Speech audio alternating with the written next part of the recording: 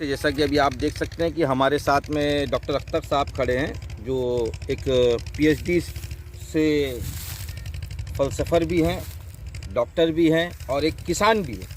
तो जिस तरीके से आज सरकार किसानों के लिए अलग अलग गाइडलाइंस निकाल रही है, उसको लेकर ये बहुत चिंतित थे। तो इन्होंने ये कहा कि भाई ये जैसे अभी आप देख सकते हैं, ये खेत दिखाइए, कैमरामैन साहब ये खेत दिखाइए। तो इनका ये इल्ज़ाम है कि जैसे सरकार ने ये कहा है कि खेत को आप जला नहीं सकते। अब ये इतने बड़े बड़े पेड़ हैं, तो डॉक्टर साहब आप इस पर क्या कहना चाहेंगे? ये देखिए, अभी एक तो आपका सबसे पहले थैंक यू, धन्यवाद। सरकार जो है किसानों के ऊपर बहुत सारी कानूनें बना देती है, उसका सोल्यूशन उनके सलाहकार नहीं बनाते हैं। जैसे अभी सरकार ने कहा कि आप खेत में धान को नहीं जला सकते। धान का पुआल जो है ये इतना बड़ा होता है, इतनी वसी होती है कि अब क्या है, सारी चीज़ इलेक्ट्रॉनिक हो गई है। मशीन आई, धान को काट लिया, पेड़ इसका रह गया, तो इसको किसान जला देता था। जब जला देता था तो उससे खेत भी अच्छा हो जाता था। लेकिन इससे जलाता था तो पॉल्यूशन भी तो होता था। पॉल्यूशन साल में ये एक बार हो रहा है जी, साल में एक बार हो रहा, और ये सारे किसान नहीं, 100% किसान नहीं करते हैं। इसको भी जलाने का काम मिनिमम मेरे ख्याल से 25-30% किसान करते हैं जी। और बहुत सारे लोग हैं अपने इस्तेमाल में भी उसको ले लेते हैं, उसका पेड़ काट करके रख लेते हैं, अपने मवेशी को भी खिलाते हैं, उसमें भी काम आता है। ये साल में एक बार पॉल्यूशन होता है, कोई करता है, सारे लोग करते हैं। लेकिन सरकार ने इसकी गाइडलाइन कर दी कि अगर कोई जलाएगा तो उसके खिलाफ FIR होगी, उसको बंद किया जाएगा, उसके ऊपर केस होगी। तो इसका सोल्यूशन क्या है? सरकार, तो आप सरकार से क्या चाहते हैं? सरकार के जो सलाहकार थे उनको ये सोचना चाहिए था कि अगर ये लोग नहीं जलाएंगे तो इसका सरकार क्या कराएगी, कहाँ ले जाएगी, लोगों को कहाँ रखवाएगी। एग्जाम्पल अभी दे रहा हूँ आपको, जैसे दूसरे नंबर पे आलू आ जाता है। देख, किसानों की तकलीफ़ों को बता रहा हूँ। आलू की अभी बुआई हम कर रहे हैं। आज 40 रुपये, 50 रुपये किलो, 60 रुपये किलो आलू मिल रहा है, वो हम खरीद के खा रहे हैं। आज हम इसकी बुआई करेंगे, 2 महीने के बाद जब हमारे पास आलू पैदा हो जाएगा तो 4 रुपये किलो मिलने लगेगा।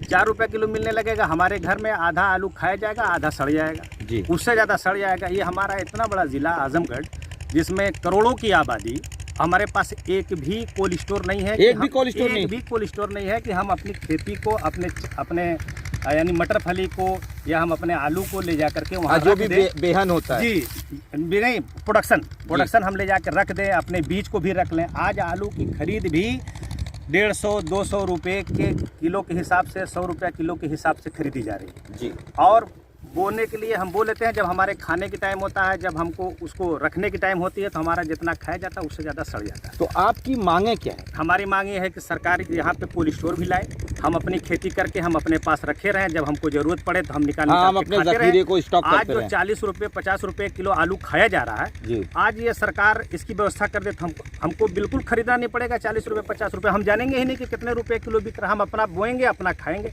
दूसरा ये कि फर्टिलाइज़र महंगा, खादें महंगी होती जा रही है, गवर्नमेंट के रेट अलग हैं, उसमें MRP बेचने वाले कुछ अलग रेट, जैसे कि अभी यूरिया को ले लीजिए, आप डाई को ले लीजिए। हाँ, यूरिया खाद के बारे में आप कुछ कहना चाह रहे हैं? जैसे कहना ये चाह रहा हूँ कि अभी जो इसके फर्टिलाइज़र हैं, इसको गवर्नमेंट ऑलरेडी उनको सब्सिडियाँ से बनाती हैं और जो भी देती है, उस पर गवर्नमेंट ने एक रेट दे दिया। सब एग्जाम्पल 200 रुपये दे दिया, तो 200 रुपये पे भी किसानों को मिल जाना चाहिए। तो यहाँ 225 में, 230 में लोग बेच रहे हैं। इनके जो यानी काला बाजारी हो रही है। इनके अफसर अधिकारी हैं, उस पर जांच नहीं करते, उनसे पूछते नहीं कि भाई जब ये गवर्नमेंट ने ये रेट तय कर दिया है, उस पर उसने GST और टैक्स ले लिया है, तो इससे ऊपर आप क्यों बेचोगे?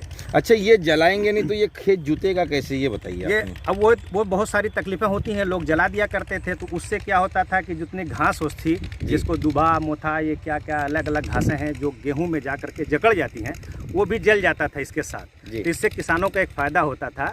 ये जल गया है तो अब जुताई में भी आसानी, और वो एक जो हमारे खेतों में दुश्मन कहा जाता है, ये दुबा मोथा जो खेतों, इससे मेड़ों पे या खेतों में भरा होता है। अच्छा, ये घास ये घास क्या है, ये हमारी जितनी भी फसलें होती हैं, इसके लिए ये बहुत डिस्टर्बेंस है। अच्छा। ये भी इसी में जल जाता है। अब सरकार ने कह दिया कि भाई नहीं करना है, तब लोग परेशान। अब इसकी जुताई कैसे होगी, कैसे कोई जुताई करेगा? जोता भी जाएगा तो बीज जा करके इसी में फंस जाएगा।